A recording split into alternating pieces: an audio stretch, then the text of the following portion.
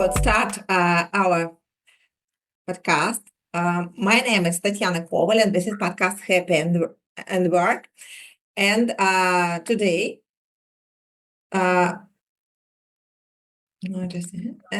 today we decided to discuss, for me, a very important topic. This is the anti-crisis employer brand management. Usually, we are discussing the employer brand topic in the normal situation. How to attract candidates, how to manage a candidate experience, how to manage our employees, and so on. But now we are living in the world where a lot of different crisis situation, economical, political situation, climate changes, and so on. And today I want to introduce two great employer brand professionals from the different part of the world, with whom I want to discuss this topic. This is Crystal Lay from the Dallas, USA. Hi, Crystal. Hi. And nice to have you. Thank you. Yes, I could say about you, Crystal, which is the reason why we are here, because due to her post in LinkedIn about Hurricane Milton, I have decided to discuss this very, very important topic.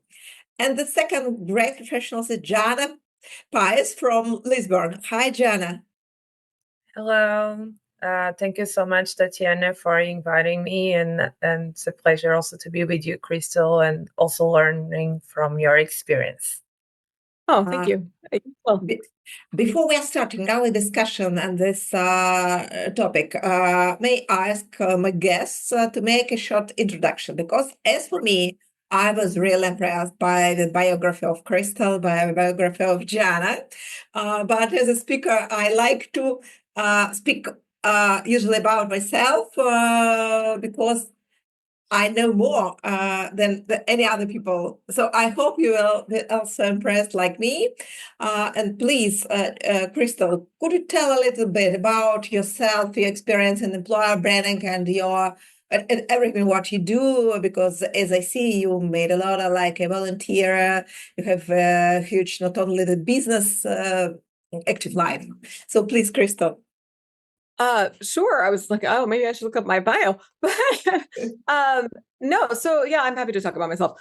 That sounds kind of weird, but I have been in marketing since the late 90s. So feels like forever. But I started in really in more of the behavioral consumer psychology side of marketing, right? So why do people make decisions? How do you get them to make the decisions that you want them to make, right? So, and really it's a really complicated way of saying, like, I made marketing strategies to get people to buy things, right? And so I was looking at, like, how do you get someone to make a purchase? First, you've got to get them to get in the door, right? And so when, long story short, when I got into recruiting, I realized that the fundamentals of recruiting aren't that much different. You're getting someone to get out of their comfort zone and make a decision that they didn't wake up expecting to make in a lot of cases, right? Active job seekers, yes, but passive job seekers, no. And so you've got to kind of look at, like, what are the behaviors and motivators that will make someone get into a really uncomfortable place, because job seeking behavior is some of the most uncomfortable behavior that people will experience in their lifetime. And switching a job is arguably one of the top 5 most, not arguably, it's been studied, most stressful things that you'll do in your life. And I find that fascinating because I am really a giant nerd. So for the last 20 years, I have been working in this arena, studying, like, why people do what they do. How do we get them to do it better? And then how do we create a more equitable work experience once they're there? And what I've found is that employers put a lot of intentional effort into the once they're there part, as they should, right? Like that's arguably a really good thing to do if you want to keep the employees that you pay to get. But employers don't always do a great job of everything that happens before they get them, right? And so a lot of employers don't present themselves in the best possible light. They spend a ton of money on creating a great career site. They may spend a ton of money on recruitment, marketing, and employer branding. But they do things not like we all do unintentionally that may shoot all of those great efforts in the foot. And so, just like we have behaviors that maybe don't reflect who we are so well, so do employers, because employers are really just run by people. And so I looked at that and said, like, I think I could really make a difference in the world of work if I started just retooling where I focus a little bit. And so when the rest of the world learned how to bake bread and do all sorts of cool things in the pandemic, that probably would have been a lot easier. I went back to school and got my MBA. I know where I'm at on Zoom, promise. Got my MBA, but I focused my studies on organizational innovation and leadership. Sorry. And neurodivergence specifically is my research focus. And so how do we take care of people who may think and behave atypically, because it's a pretty large part of our population. Sorry, this is the world's longest introduction. And then kept going with that and moved into IO Psych. IO Psych is not that different than public relations. That sounds weird, right? Because you may think, oh no, it's actually really, really different. But a lot of that goes back to understanding what drives people to do what they do, right? So when I was working in marketing and PR, like a lot of that was understanding how are people going to respond to what's said? How are people going to do what I want them to do? What do I need to say to get them to do what I want them to do and react the way I want them to react, right? It's kind of along the same lines, not the same thing, but it's along the same lines. So it was really kind of an interesting thing. And so it's taking all of that and applying it into employer branding in a way that's meaningful for employers, top of funnel, all the way through that life cycle. So that's what I do. And then my firm takes that and carries it into recruitment marketing and employer branding activities to help employers create better work experiences. Crystal, thanks a lot for your introduction. I think it's very interesting to know more about people's behavior, because when we will discuss our topic, I think it's very, very important to know what we have to say and do for them for save their lives in the future. But before I start, Joana, I want to ask you, please, could you share your experience? I saw what have a lot of different awards as a professional in communication. Please, could you share your professional biography, maybe something personal, wishes for our audience? Yes, thank you, Tatiana. So I'm Joana, I'm from Portugal. I've been living in some countries like France and also a little bit in Brazil, as you, Tatiana. I'm a global communication and culture specialist. I work on normally global organizations. At the beginning, I didn't start with this kind of field of expertise. I studied tourism management and I worked in marketing and communication, applied to B2C and B2B clients for 14 years and, dealing with digital marketing, e-commerce, and experience for customers in travel and hospitality. But then 14 years later, I decided to do a career change and to go to technology. And I applied all my knowledge, experience in marketing and communication for clients, mostly for talent. So I did this translation of hard and soft skills to the talent world. And I start working in employer branding, full-time roles, global position for companies like OutSystems, low code company, Deloitte, and more recently, OSF Digital. These roles are mainly tackling not only the external communication of the employer branding, but also the culture and the internal communication and the experience of our talent in a bigger picture that is all consistent from attraction to recruitment and then inside the company in all the important touch points. So this is mainly my background, around 6 to 7 years of employer branding missions on a global and international level. And I think that is it, mostly. No, thank you, John. I want to start with the first questions. I want to ask all of you, Crystal and Joana, please answer. My first question is a question about anti-crisis plan. I remember when I started my career in public relation, we understand what we need, the anti-crisis plan for the corporate brand. But when I started to work in employer branding, I have never heard a lot about anti-crisis strategy for employer branding. But I think what we're after, especially after pandemic, which we had in 2020. And now we are living in a world with a lot of climate problems.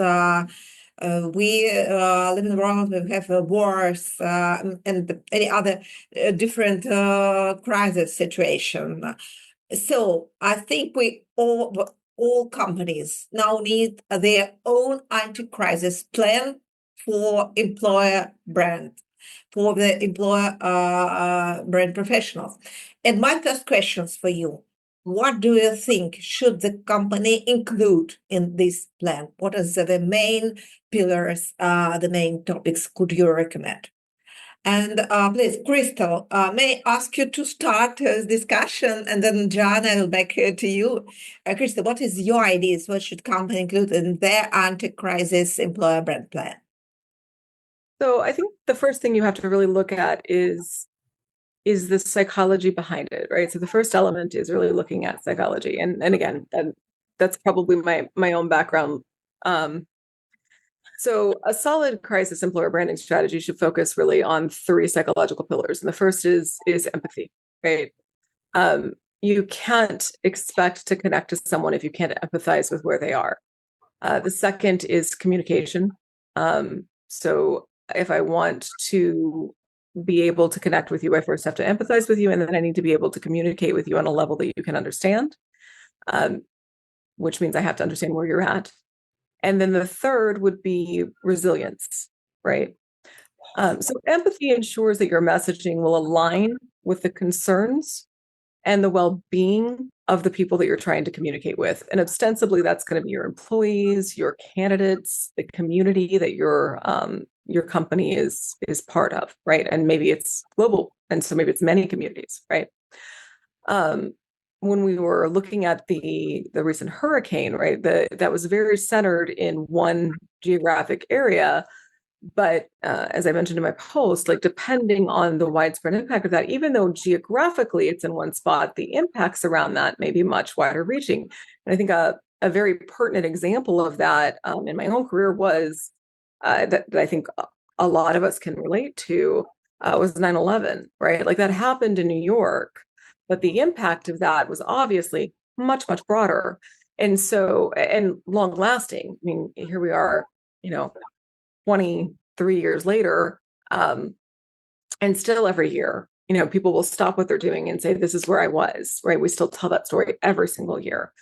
And so from a brand perspective, I think it was 10 years or so after that event that I was working with AT&T, and an ad came across to talent attraction that had the towers through a cell phone. And it said, I think it was never forget or some version of that, right? But it was part of AT&T's communication strategy, right? So it was following that pillar of communication. Everything they were communicating was through the mobile phone. And so they weren't trying to sell a phone. It was just part of their communication strategy. So they thought, the ad agency Fleischman thought that they were doing what they were supposed to be doing at that time. So, but on the talent side, I looked at that and said, ooh, wait, that doesn't hit the empathy element that we need, right? Because you first have to empathize with where someone's at, and they're going to see that device that AT&T sells over and over again. And I don't think they're going to see what you see here. So we made the decision to not run that on the talent side. And instead, I mocked up something very quickly that was not the most gorgeous thing ever, but it played very well on the talent side, where conversely, on the product side, they did run the ad with the mobile phone, and the president of the company had to go apologize on national TV.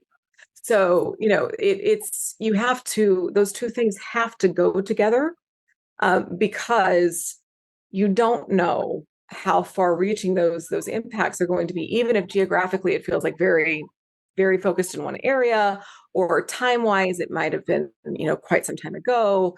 You don't necessarily know how much it's going to impact someone or how resilient they might be. So you've got to look at all of those things together and then transparently communicate with your audience. Communicate what you know, communicate what you don't know in a time of crisis, and what's being done. Make it simple, right? This is not the time to give them your 30-step plan. This is a time to say, hey, we are with you. We hear you. We see you. We understand the gravity of this situation, and we're working to help. We're doing ABC, or we're doing A right now. We'll get back to you with B. We're going to keep updated by this way, or whatever. Very short, keep it short and connected. But the resilience piece of it is demonstrating adaptability and reinforcing that the company's values are everlasting, right? They're intact no matter what happens, because that shows that the organization can manage disruptions without losing its identity. And that provides stability to your employees, and they need that, right? That's an anchor point for them in times of stress. Christoph, thanks all for your ideas. Joana, what could you add to the anti-crisis plan, what the company should have for this type of situation? Yes, absolutely. Crystal, Tatiana, I completely agree. You covered a lot of points already. I would say that at the very, very, very beginning of the crisis, and when we understand that we are in a crisis, being human and having this empathy that Crystal was saying, it's very important that even before starting a employer branding anti-crisis plan, is to ensure three things. That is security, safety, and health of people. And this starts with the anti-crisis committee or team, let's say, who will work on this. And first will tackle the subjects just before communicating. So sometimes we may feel like, okay, maybe employer branding team can start communicating some things, but first, it's not what talent expects. I think what us as human beings expect is that first we take care of security, safety, and health of our people, of our employees, our employees' families, and just after communicate very quickly, as Crystal said, short message, maybe more frequent message, but very short, not so complex. But there's not a great anti-crisis communication plan if there's not safety and health security first for them. I've been through more or less, I think I would say 3 larger crises, especially at Deloitte and then OSF Digital, which were, COVID-19 for all of us, of course. And then Ukraine-Russia tension with all the employees from our region, from both Russia and Ukraine. And then, for example, south of Brazil floods while working at OSF Digital, which has a large part of the employees in Brazil. And I remember when I was working at Deloitte, one of the first decisions was to rent a plane to get back this dozens of Portuguese employees which were abroad. There were not commercial flights anymore. All the frontiers were getting closed, and the first thing that they managed was having the last flight possible rented just for them to take out the employees from Africa and bring them to Portugal, for example. And I think that there's no press relations or there's no internal email communication that could manage if we wouldn't have done that at that time, So that's why I just want to reinforce that there is no perfect communication plan if we don't do the first things important first and people understand what is being done just after. So that is one thing. Just connecting also with the touch points that Crystal said, I would say that it's important to connect, as Crystal said, to the values, to the employee value proposition, what is happening and what we are doing, why we are doing with those. But also taking into consideration like almost a 360 experience, because again, Crystal was talking about the campaign, but then it can be in a executive email from the leadership team. It can be like the workshops that we provide, that suddenly we change and we provide mindfulness workshops or yoga sessions, or managing in a turbulence, and having more resilience. So we need to adapt all those topics to a 360 experience to our talent. So not only in the tone of the communications, but also what we do, and so on. So it's like a full experience plan that needs to be revisited internally and externally. I want to ask you my next questions. Maybe it's not about what we have to do, but it's about the mistakes. If you don't mind, I want to ask you what type of mistakes the company could do during the anti-crisis communications, and what you think they should be prevented. For example, for my opinion, I want to give you some time for preparing for this question, because I really like these questions when I saw this type of for mistakes. For example, the company, for example, could have the behavior without any communications. I remember, for example, like in some companies, in this situation, there are huge crises, as Joana mentioned, Russian-Ukrainian war, for example. The CEO of the company stopped all the communications with employees. We stop connect with employees for 1 week, and nobody understands what's happened, what they have to do. And only after that, and then make a huge discussion, what you have to communicate, you have to say something. You could come and say, we understand this is a problem, but now we maybe don't know what we have to do. We need more information for making a decision, but you have to connect. For me, this is a very common mistake, or when companies stop saying anything to employees. What type of mistakes do you think could be, or maybe you saw this type of mistakes and you want to prevent in the future of companies from the employer brand perspective? For me, it's a huge damage to the reputation of the employer when they made this type of mistakes. Crystal, may I ask you to start? Absolutely. So there's three that come to mind, and they're different, and I think they're important to all consider.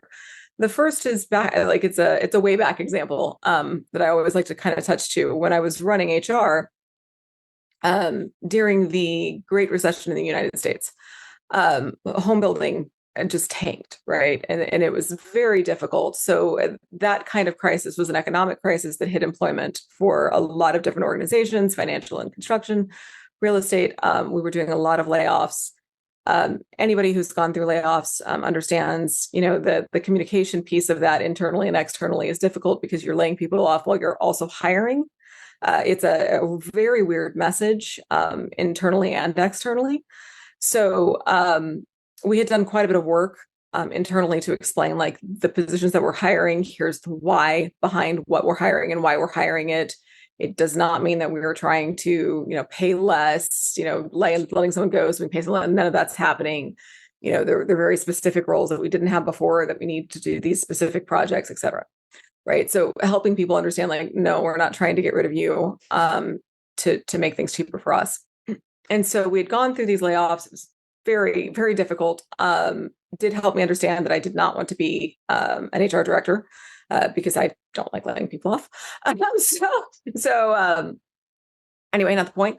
So we went through all of this. We got everybody settled, did this whole thing where I had put together a series of communications to go out from the CEO, like, we value you, we're done. We've right-sized, you are the team. We're going to move forward together. We're going to heal. We had brought in all of these different things to help with their psychological well-being.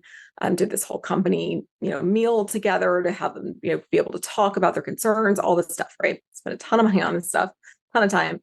And as we were walking away, I will never forget, the CEO looked at me and said, people are kind of like cars.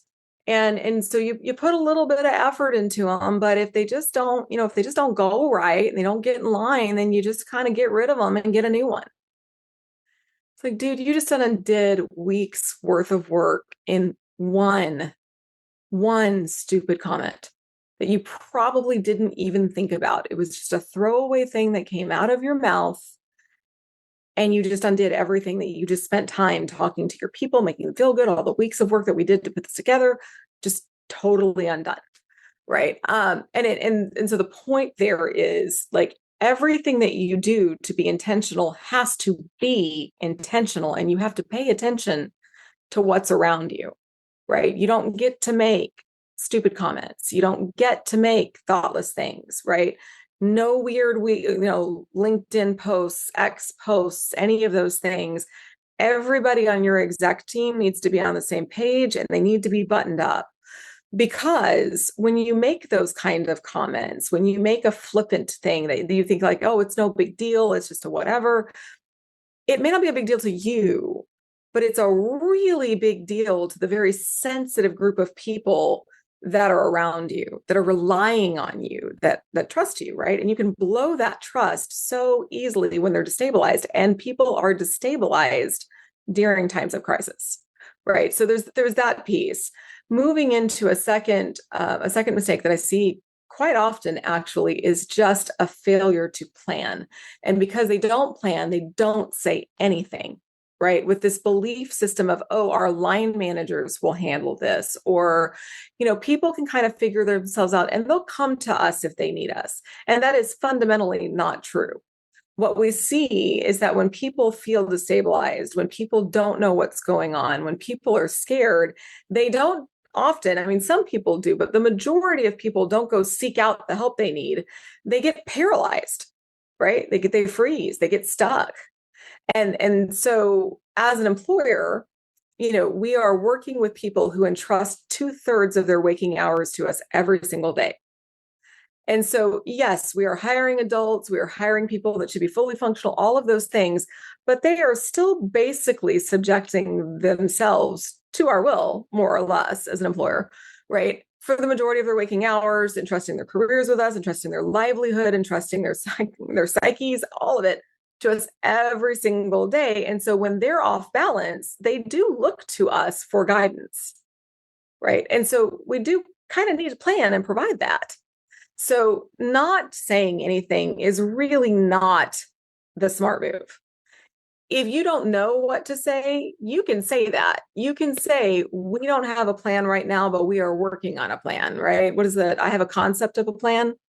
I don't know. Sorry, shouldn't use political humor right now, but it's okay to say, I don't know yet, right? We don't have a fully formed plan, but we're working on it. Here's some resources that you can go look to right now.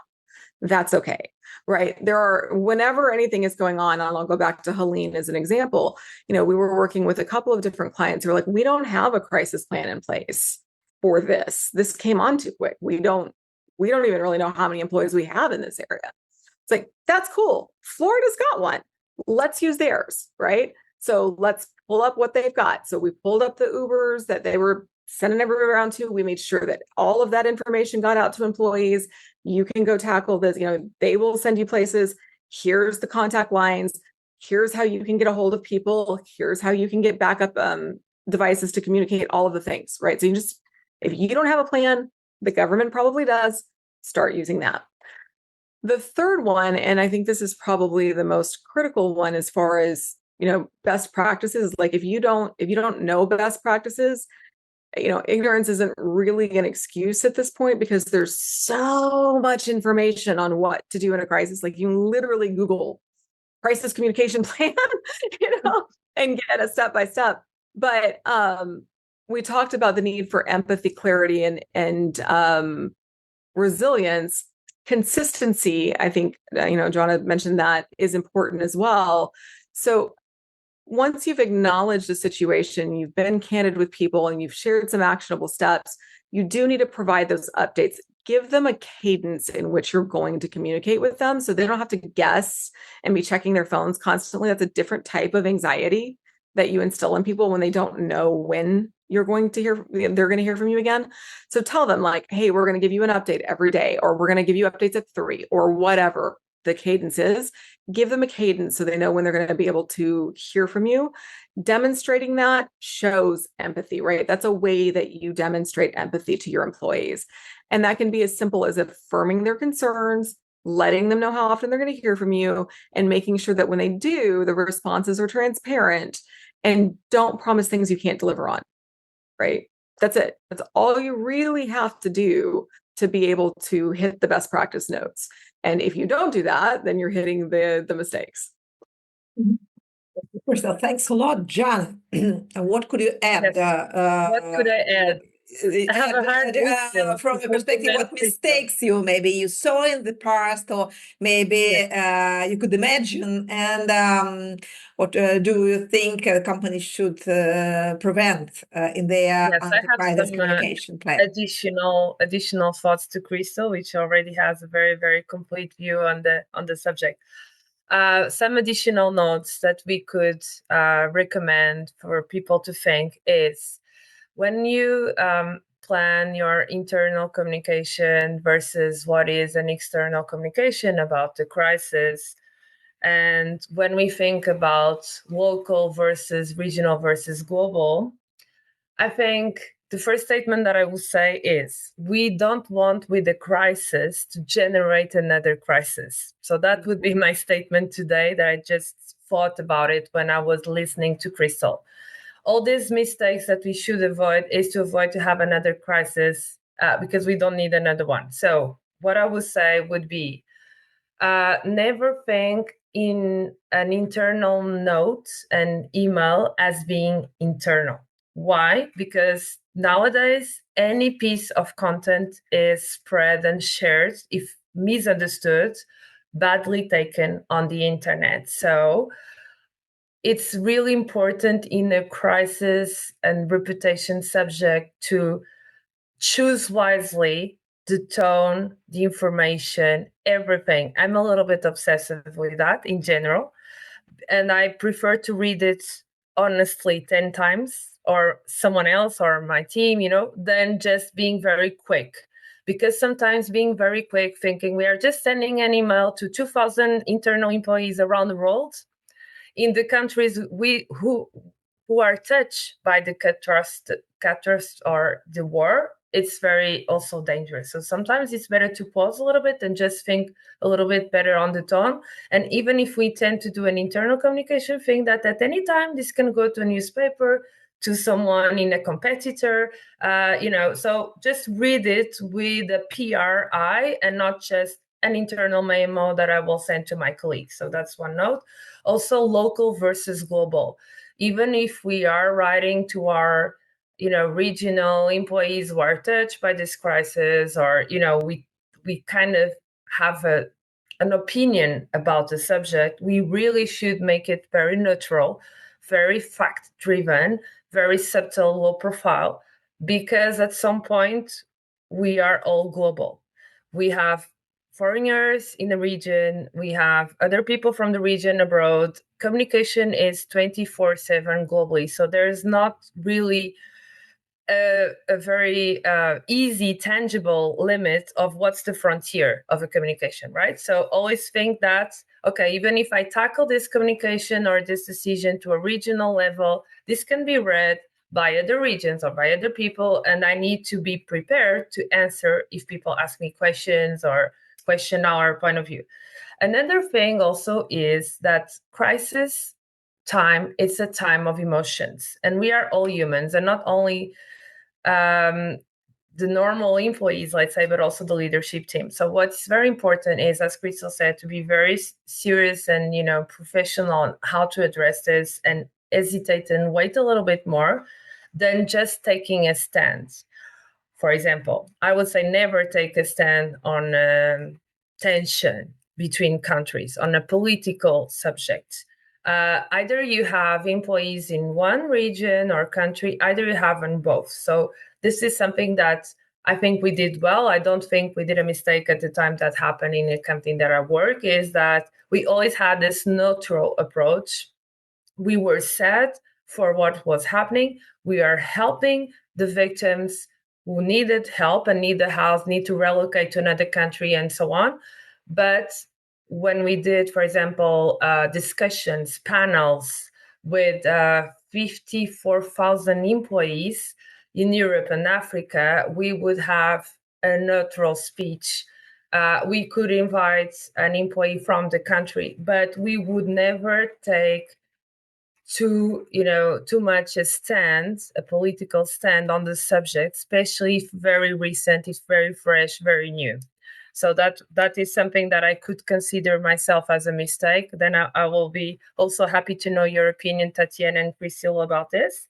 And then just to end, choice of words. This can also be a mistake. So again, I'm very sensitive with words, and I always prefer to downgrade and put it a little bit less emotional, a little bit more neutral than just go forward. Because in a conversation, an oral conversation, it can go better with the tone and the way you have your neuro linguistics, but in a written email, words are really carefully chosen. Okay, so like Priscilla was saying about the layoffs, for example, we can have other words and expressions to address some sort of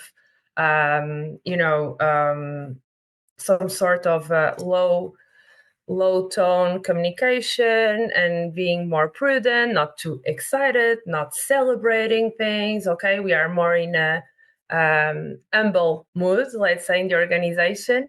But we are still working on layoffs and things are happening. It's very hard. And I agree with Crystal. I would also have some difficulties being HR director. I mostly work on future of work topics, and that's what I'm passionate about because layoffs are very hard. They are. My last question is a little bit different from the previous. It's not about mistakes. Crystal, do you want to add something? Yeah. Before we move on, though, I actually do want to address. She said she'd like some feedback on the piece about neutrality and not taking a stand. I hear you on that, and I think there's certainly there's wisdom to that, especially for very large organizations. I think it's difficult to take stands. That said, because it's so complex, and anytime you take a stand, there's going to be people who agree and disagree, right? And so the larger your organization, the more division that could actually sow amongst your people.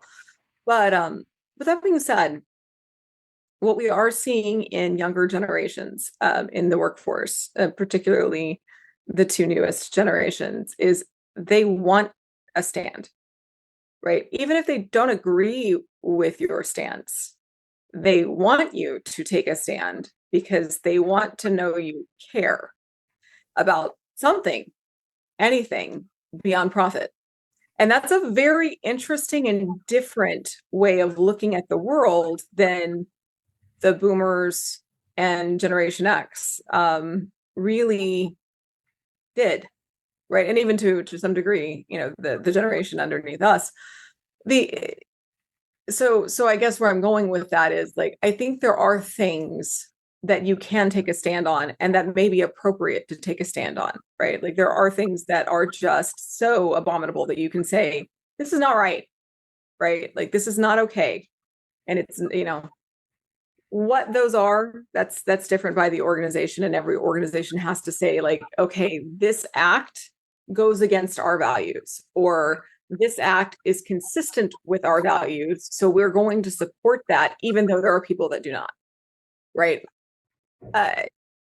Endorsing political candidates, organizations endorsing political candidates always seemed weird to me, but there are things like acts of war, terrorism, hurting individuals, that kind of thing. I think that you can take some stands on that, and people Yes. will understand, right? No, we would take a stand on safety, on health, on protecting our employees, but sometimes the employees are from both 2, 3, 4 countries involved, and we cannot ourselves judge one compared to the others. They are all our colleagues, or so that's in that situation. Yeah, and I think that's where you say, like, it's the act that you're, and that's the delineation, right? Like, we're not judging the country, we're not judging the individuals in the country, right? Like, so exactly, but that can be a mistake. some people who are emotional, if that happens, I don't know, in a weekend, very recent, someone can just send an email and take a stand, and we cannot do that in a company. No, and that That's shouldn't why. be done by an individual, right? Like that should be done as a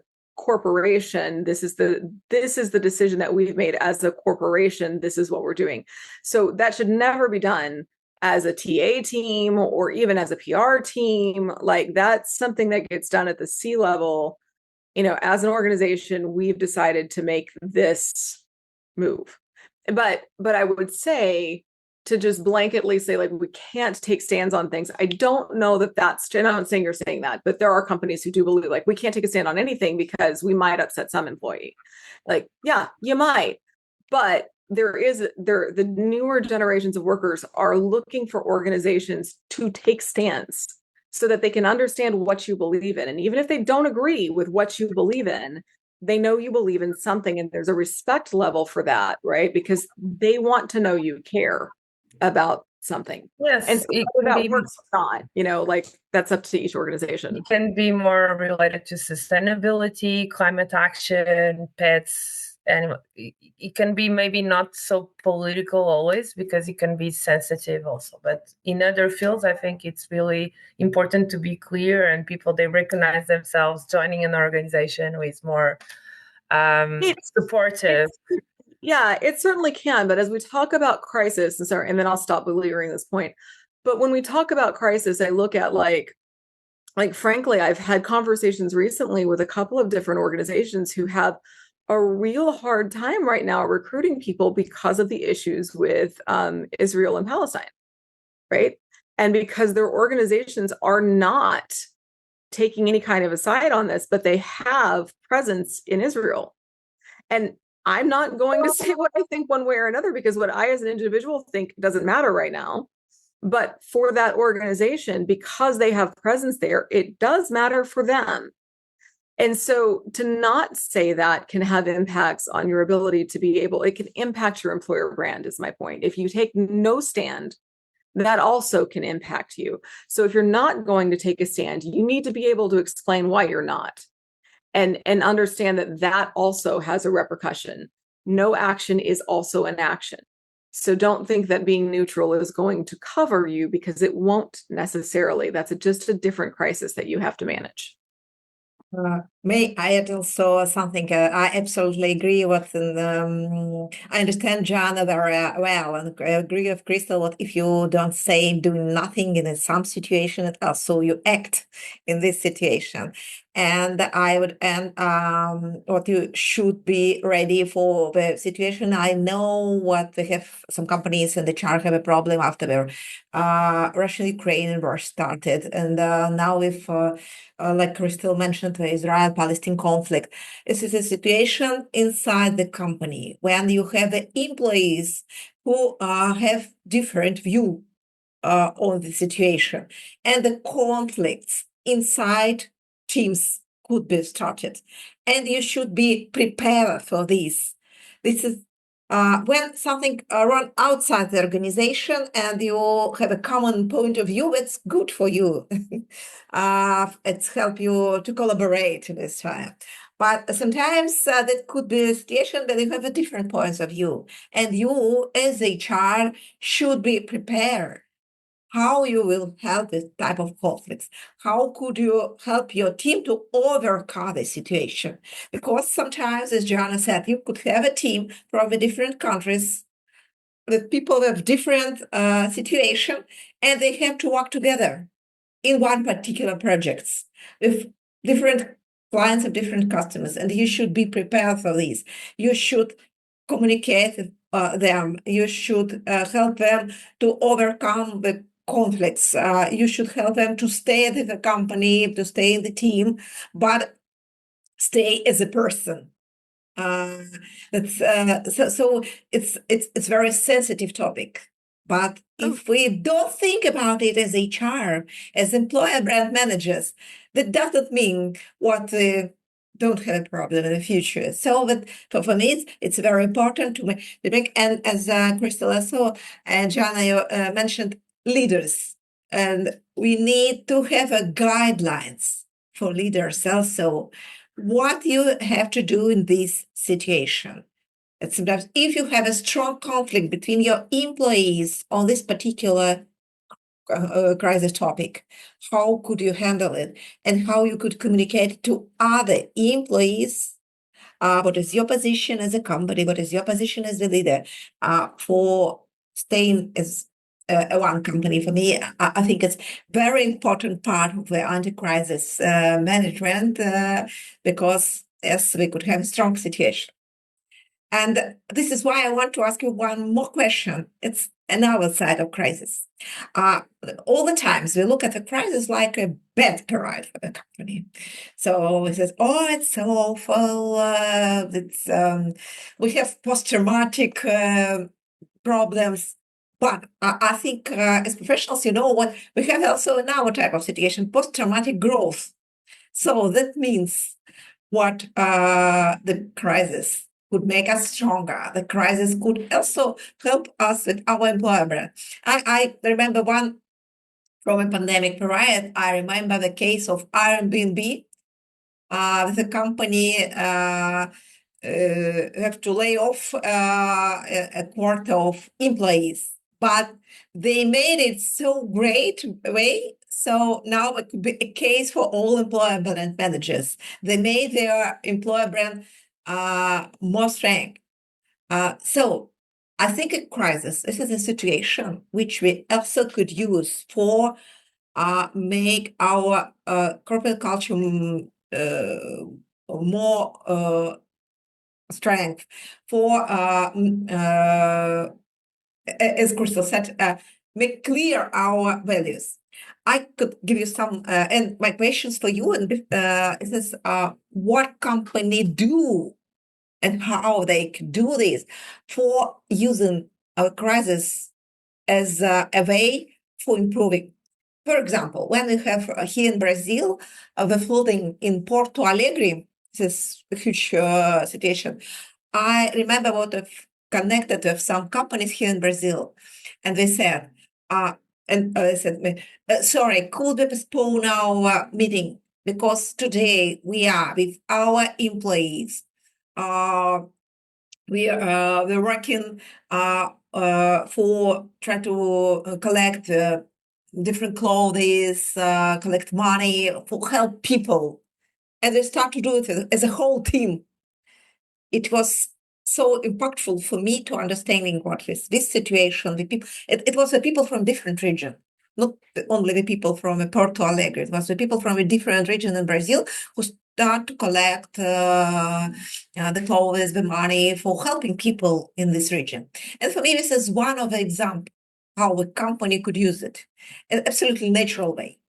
And what could you recommend?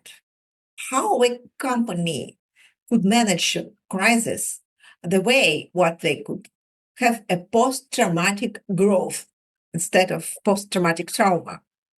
What could you recommend? Maybe any ideas? So, Crystal. Okay,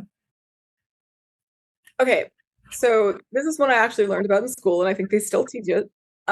So it was the J&J Tylenol crisis, right? Mm-hmm. So I don't know if you learned about this in business school or not, but it was it's kind of funny.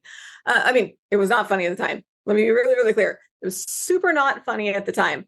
But 1982, there were cyanide-laced capsules found in Tylenol, and it led to a bunch of people dying. So they had as you might imagine, they had a big public outcry about it. It damaged their consumer brand, but it also damaged their employer brand, right? They had some layoffs associated around that. They had some serious internal productivity problems associated around that. There was, initially some finger pointing in management layers. That's why I was taught while I was in school. But the way that they then took and responded to that when they started to see the fractures was just masterful. So they took this really swift response, and the way they responded was consistent both internally and externally. They took 31 million bottles off the shelf. I had to look up the number of bottles because I had totally forgotten. 31 million bottles off the shelf, ate the cost, to be able to show like, hey, we are committing to public safety, don't care about the loss in profit. They involved their employees, not just their stakeholders, but their entire employee population in the response to reinforce the overall commitment of all employees and how they all come together as a Johnson & Johnson family, and they all live out the values, right? So that piece there was pretty fantastic for their employer brand. By showing every team member had a part in the solution, they strengthened their internal loyalty and they improved the morale around that problem. They also demonstrated a commitment to long-term safety by introducing tamper-free packaging, which is now industry standard, right? So that reinforced the company's commitment to customer and employee safety. It turned that crisis into a catalyst for industry-wide innovation. So I think from a masterclass and how do you make something, a crisis into something that positive growth, I think they did a really great job with that. That's not something we're all going to be able to do every day. Obviously, that's a very, very big example. But in general, I think organizations can use proactive planning as a way to embed preparedness and trust within their employer brand framework, right? It's just risk management.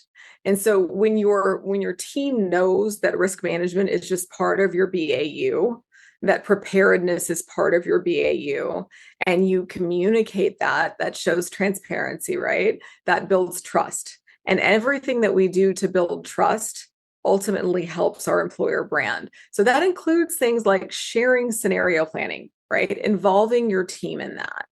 And when I talk about scenario planning, part of that is just as simple as explaining to your team what you identify as a crisis. And the reason I think that's important is because when we think of crises, we often think of things like 9/11 or a war or a hurricane. And certainly all of those things fit that definition, right? But what else might fit that definition is going to be very, very dependent on where you live. In America, shootings, for sure, every day, they fit. But that may not be something that is going to really ring a bell in New Zealand, right? Because it's a very different experience there. Or, England, where you just like the access to guns is very different, right? So, your crisis communication plan is going to be, and your scenario planning is going to be very much geographically driven, because what is going to qualify as a crisis is going to be very dependent on localization. And so make that part of that experience based off of that person, environment, work experience. What is consistent with your EVP values? Check. What's consistent with their working reality? Check. Share that with them. Establish a crisis response team once they understand what that is, and make sure it's not just executives. Put people in at different layers so that every layer of your organization feels seen, heard, and included. That's really important to your IEB team. Our DEI team, however you want to say it, but to me, it's inclusive, equity, belonging. That's the part that matters, and diversity is your output of those things. And then proactively define how the company is going to align their actions, which is their communication, their response, the follow-up. And some of that is a really elementary example is what happens on bad weather days, right? So I will never, ever forget. It was 2016, and we had a snow day in Texas. And this is not going to mean anything to either one of you, but in the United States and Texas, you don't get snow, you get ice, right? But we call it a snow day, but it's not snow, it's ice. And so the bridge is ice up. No one has the tires to be able to drive on it, but employers still expect the workers to go to work. And inevitably, every time that happens, someone ends up going off a bridge and dies. And so it makes the news every time.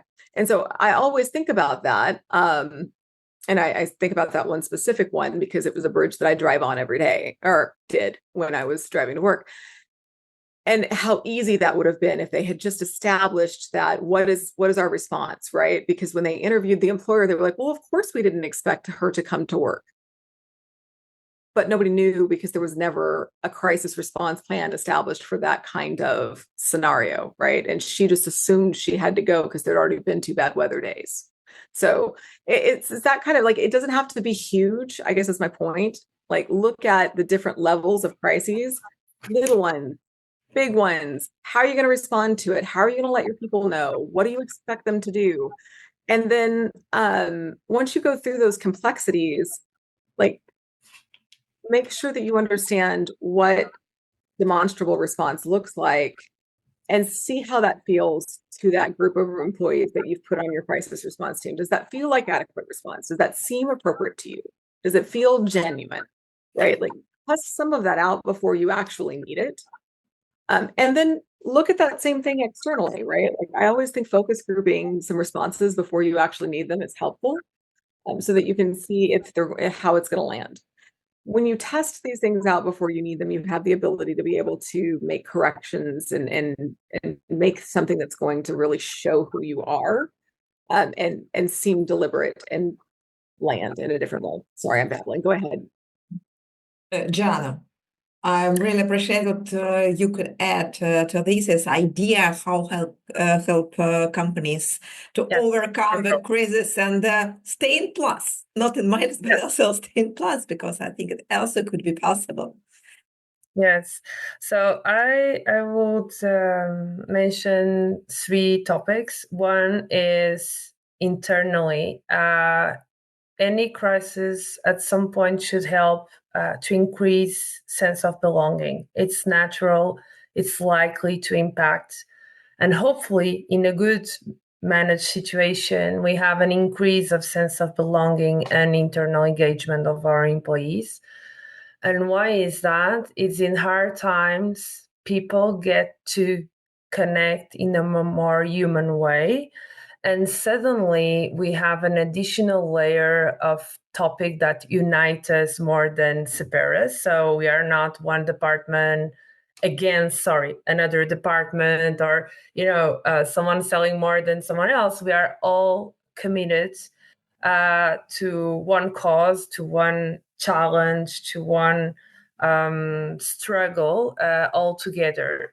So it's a sad story, but it's true that increases commitment, sense of belonging. Also, when we have social media and PR content then ready and prepared also to communicate around this crisis, people also are very much at ease or even proud to share as ambassadors of their companies about how the company is supporting and helping managing the crisis. Okay, so either is donations, either is the way they can help. It's very important for our employees to feel like, and we are more likely to be active in sharing our company's content around the social responsibility cause and the crisis topic than just sales and business and innovation and specific technical message. Then also another thing is about the way we work. Sometimes, and this was the case of COVID-19, there was a big crisis for all of us, and it ended up that it boosts and it makes us grow as leaders. We had to start more in some countries than others. I know US was already very remote friendly, large distance and so on, but no matter which is the country, we all learn more about how working remote better and better, how to manage and to prioritize asynchronous communication, how to solve and sell deals without traveling in our planes and going to an hotel 4 nights a week out of our home and our family. So we learn a lot in this collective moment of COVID-19.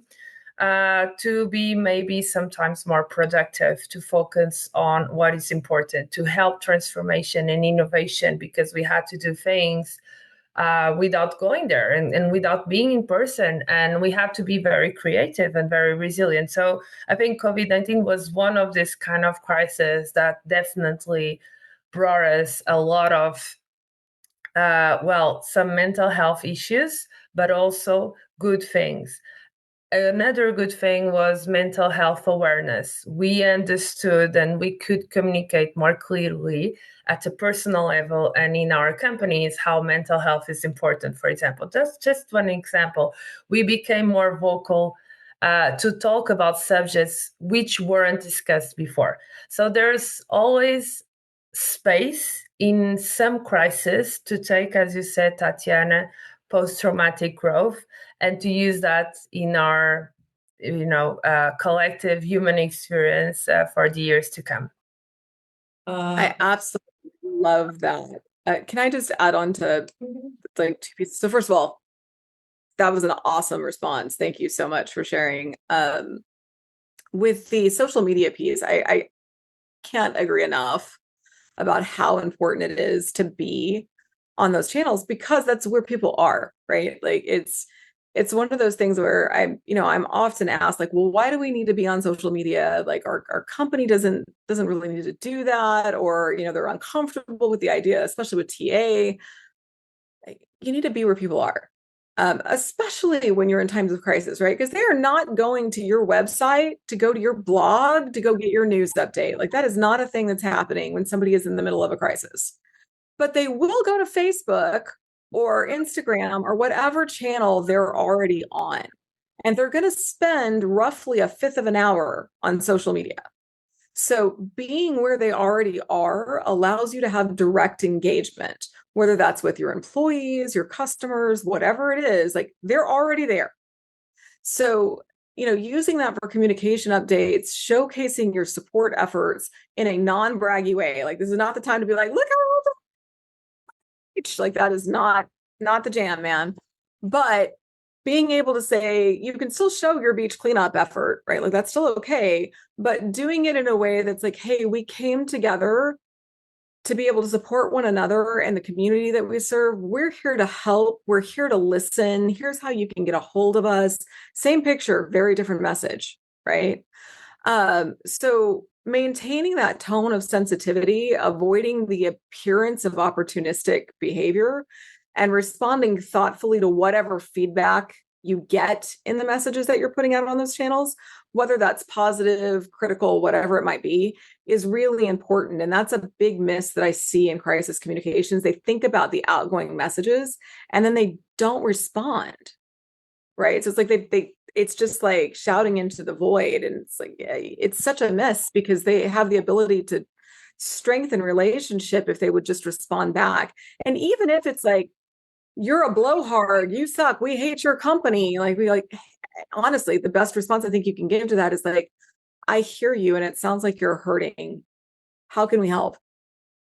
Right? Like when that's a very vulnerable response.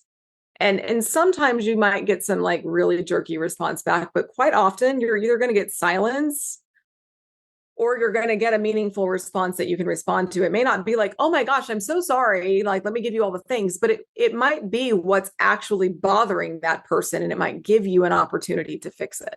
So what we do find is anger is a secondary. I mean, we know anger is a secondary emotion, right? And so when you get backlash online, whether that's Glassdoor, social, whatever, that is a secondary emotion to cover up what's actually bothering them. So the one piece of advice that I would give someone that's dealing with crisis communication or any other communication, when they're getting a lot of negativity online because they've done layoffs or whatever, if you're getting that negative feedback, don't ignore it.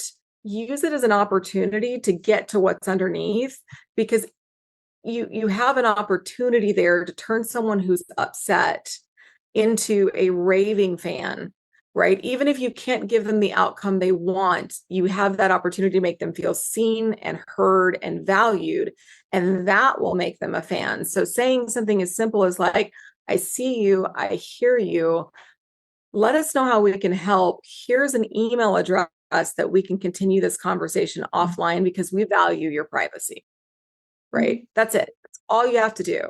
And you can do that 100 different times. Maybe 5 people will respond, but those 5 people, that's really a great thing. So that's huge. And then you were talking about well-being.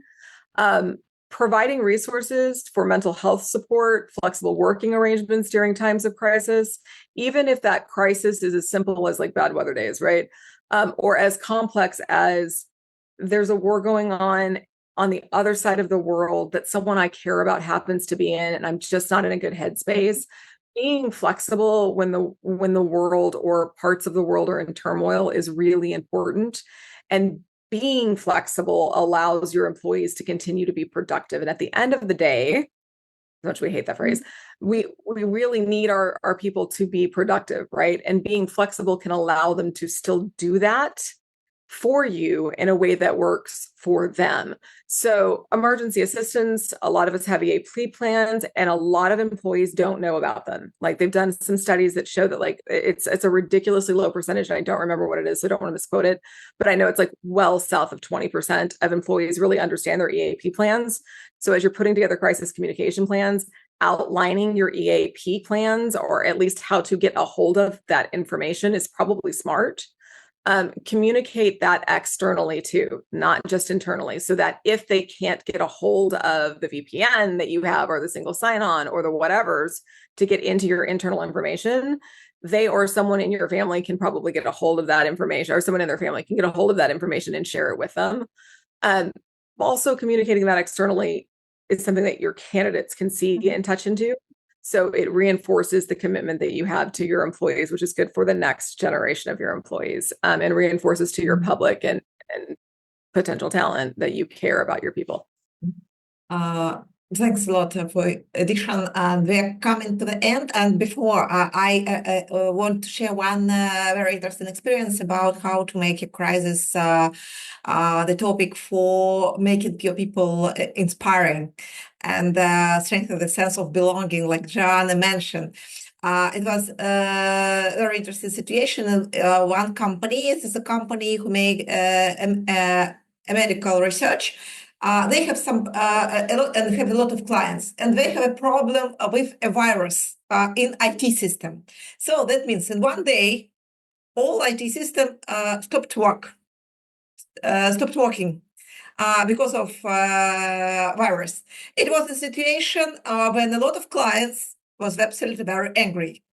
Why? Where is my analysis? Why I couldn't have a service right now? So it was very big problem for the companies and damage their profit and damage their reputation. But what company decided to do? We asked the employees, please, while we have a situation, please could you help us by your hands in working with clients, with working with our IT systems to find by your hands the information about this particular clients and help us to handle this situation. So all employees became the part of this anti-crisis policy. If anti-crisis policy with handle the customer. And what is interesting, after that, the company decided to build a monument for the employees who protect the company, who protect her business, and who help the company survive in this very, very strong crisis. So after that, I met with the employees who worked during this period. So it was all in all levels, from C-levels to the line employees who work together with clients, and they were very proud of their company. For me, it's a very interesting example how the crisis, this is a company crisis, yes, it's maybe not so huge, but it's a company crisis could damage business. This crisis became a very good opportunity for company for strengthen their culture, a sense of belonging, the sense of working like one team. So also, if you have an open communication and if you have a plan. Colleagues, I think we have to end our discussion, but before we're doing it, I want to ask you one last question. This is a short question from me, from my side. What if I ask you to have short 3 main advice, short advices, 1, 2, 3. What could you recommend, based upon a long discussion, what could you recommend to companies who want to prepare the anti-crisis plan for protecting their employer brand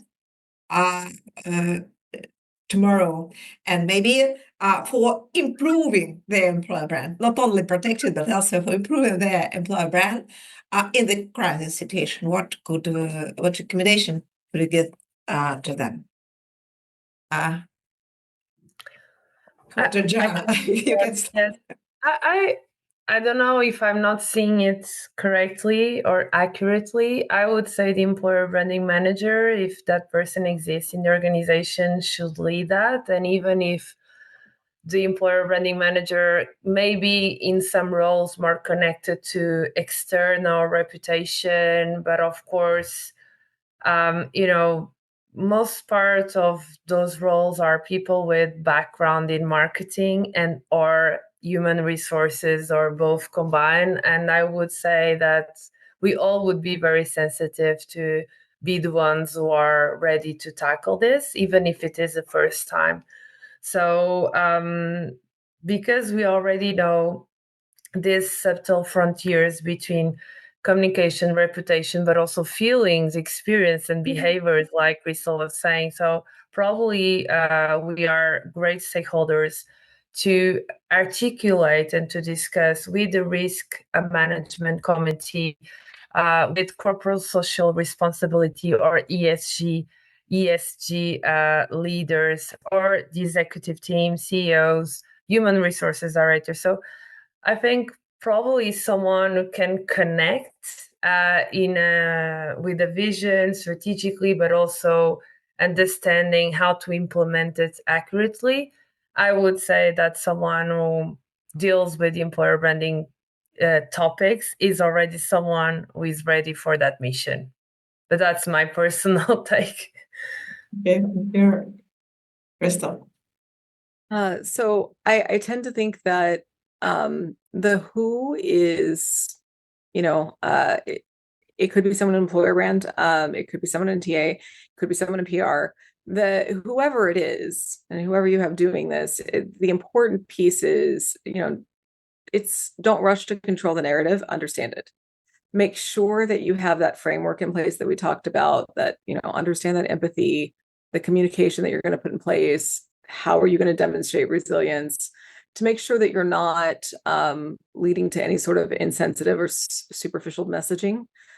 Follow up, after that initial response is put out internally and externally. Sustained communication is the key to your success. Avoid generic statements that lack sincerity or specificity, as those can damage your credibility. You want to be specific. You want to make sure that you're hitting on those employer value proposition pillars, not in a way that's like, come work for us, but in a way that demonstrates the person environment alignment between the people that work for you, the people that you serve, right? And that they identify with. So when we talk about EVP, we're talking about person environment alignment. So it's, what do they care about as individuals, and how they're able to live that out in your work environment. So it's all really about them and how you're able to support those individual values, which is why it's so important to weave those into your messaging. And then focus on real actionable commitments that you can follow through on, that you can deliver on, and be transparent.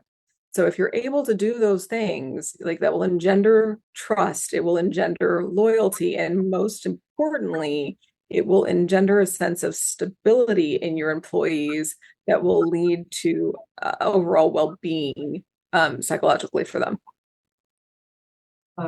Joana, Crystal, thanks a lot for your participation in our podcast, Happy at Work. Thanks a lot for sharing your ideas. I think this topic is very, very important, and I hope you will stay with our podcast. Thank you.